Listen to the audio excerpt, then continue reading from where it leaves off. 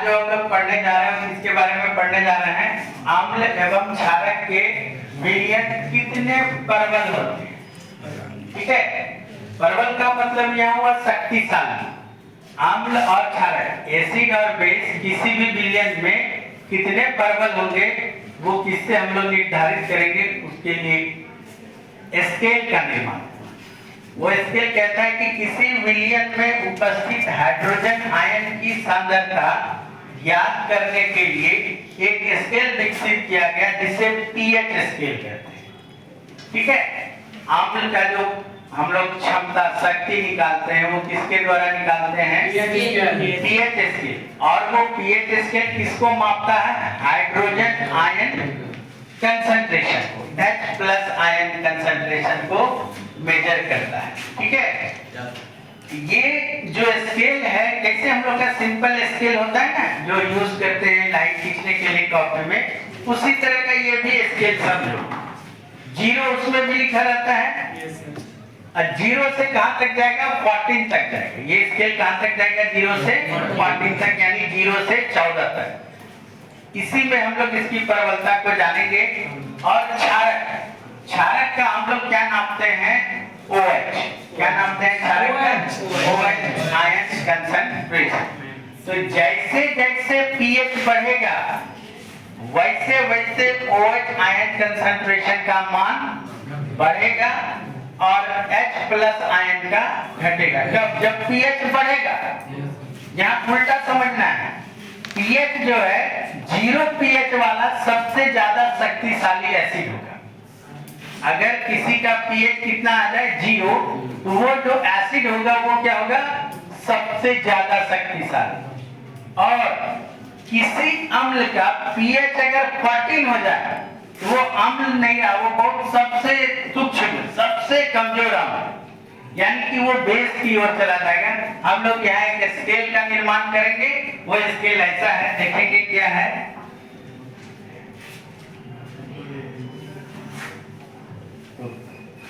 Plus ion किसको निर्धारित करेगा, ये एसिड को। ये किसको निर्धारित करेगा, एसिड को। और OH- कंसंट्रेशन आयन ये किसको निर्धारित करेगा, बेस। ठीक है, एसिड और बेस होने के लिए, एसिड होने के लिए H+ आयन चाहिए और बेस होने के लिए OH आयन चाहिए।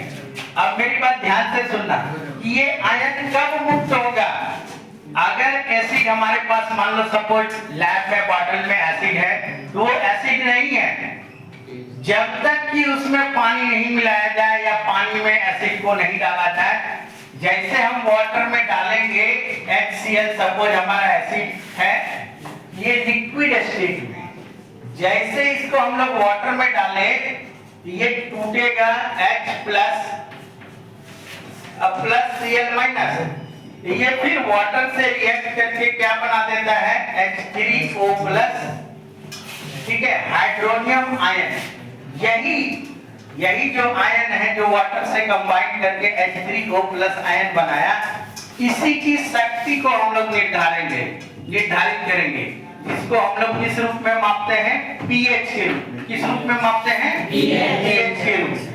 और यही निर्धारण हमारा एसिड को बताएगा। अगर वो बेस होगा, सपोज बेस हमारा NaOH है, ये हमारा लिक्विड स्टेट में है, इसमें जैसे हमने वाटर ऐड किया ये टूट के इसमें बदल जाएगा Na+Aq एक्वस, अब प्लस OH-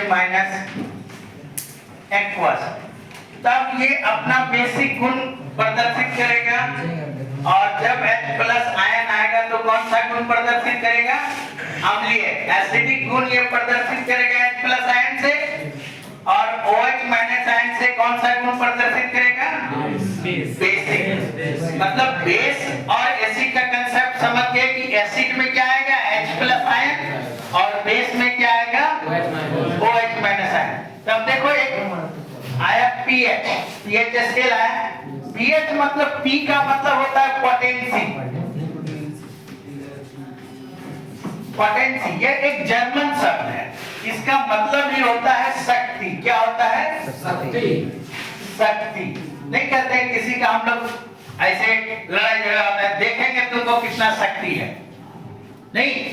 तो उसी तरह पीएच क्या देखता है, किसी भी अम्ल की शक्ति को, पोटेंसी को। और H क्या है, H का मतलब हो गया हाइड्रोजन आयन कंसंट्रेशन। H का मतलब हमारा क्या हो गया, हाइड्रोजन आयन कंसंट्रेशन।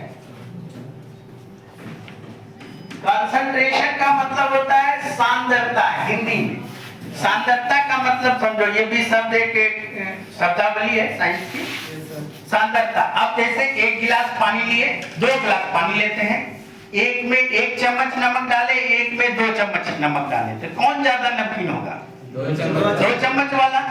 तो कहेंगे कि 2 चम्मच वाले पानी में नमक जिसमें डाले हैं उसका सांद्रता ज्यादा है। समझ गए, सांद्रता मतलब कि जो चीज प्रेजेंट है किसी भी विलयन में उसकी मात्रा को बतलाता है। कंसंट्रेशन उसी का मतलब, अगर H+ की मात्रा ज्यादा है जिसका मतलब क्या होगा, एसिड ज्यादा प्रबल होगा। और अगर H+ की मात्रा कम है तो एसिड क्या होगा, कम प्रबल होगा, यानी दुर्बल होगा। और अगर किसी में OH आयन की मात्रा ज्यादा है तो वो क्या होगा, बेस क्या होगा, ज्यादा प्रबल होगा। और जिसमें OH आयन की संख्या कम होगी तो वो बेस क्या होगा, कम प्रबल होगा। तो सिंपल हम लोग अब स्केल बनाएंगे कि पीएच को कैसे मापते हैं, पीएच को कैसे समझेंगे, ठीक है। प्लास्टिक के बोतल में या कांच के बोतल में अम्ल को रखा जाता है, ठीक है। तो वो प्लास्टिक को या फिर कांच के बोतल को वो खराब नहीं करता है, लेकिन जैसे हम उसको हाथ से टच करते हैं तो हाथ को खराब कर देता है। ऐसा महसूस क्यों? क्योंकि प्लास्टिक के बोतल में और कांच के बोतल में पानी का अंश नहीं है, वाटर की मात्रा कहीं नहीं है उसमें। जैसे हम लोग या हमारा फिंगर या हाथ टच हुआ तो हम लोग के शरीर में पानी हर जगह है, तो शरीर से पानी निकलता भी है, स्वेट ग्लैंड है, स्वेटिंग हो रहा है। अब वो क्या करेगा, एसिड से प्रतिक्रिया करेगा, H+ आयन को प्रोड्यूस करेगा। किसको प्रोड्यूस करेगा, H+ आयन को। इसी वजह से प्लास्टिक और कांच के बोतल में एसिड को रखा जाता है, ना कि कोई मेटालिक कंटेनर में भी नहीं रखते हैं, मेटल से रिएक्ट कर जाएगा। या फिर हम लोग अपने बॉडी से टच नहीं करा सकते हैं, लेकिन पानी को तो टच करते हैं। यानी हम लोग के लिए पानी अच्छा है। हो सकता है किसी के लिए अम्ल अच्छा होगा, पानी खराब होगा, नहीं। तो ये सेम सिचुएशन ये डिपेंड करता है कि कैसा, किस ऑब्जेक्ट में हमने एसिड या बेस को रखा है, राइट।